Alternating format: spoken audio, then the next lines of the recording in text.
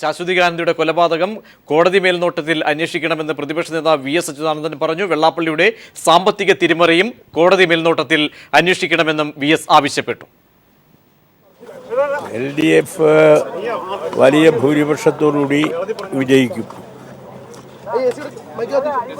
ഇപ്പം ഈ SNDPയും BJPയും തമ്മിലുള്ള ഒരു സഖ്യമുണ്ട്. ആ സഖ്യത്തിന്റെ ഒരു ഭാവി എന്താകും? അത് ഈ ഇലക്ഷനിൽ എത്രത്തോളം ബാധിക്കും? അവരുടെ ഒന്നും തന്നെ സഖ്യമൊന്നും ഏശാൻ പോകുന്നില്ല. അതിനെ അവർ പരിശോധിച്ച് ആവശ്യമായിട്ടുള്ളത് ചെയ്യും. അതെ, ശാശ്വതികാനന്ദയുടെ മരണത്തിന് ഉത്തരവാദിയായിട്ട് ഇപ്പോൾ പറഞ്ഞു കേൾക്കുന്നത് വെള്ളാപ്പള്ളി നടേശനും അദ്ദേഹത്തിൻ്റെ മകനും ബന്ധമുണ്ട് എന്നാണ്. അതുകൊണ്ട് SNDP യോഗത്തിൻ്റെ ജനറൽ സെക്രട്ടറിയായി അദ്ദേഹം ഇപ്പോൾ തുടരുന്നത് ശരിയല്ല. അത് രാജിവെക്കണം.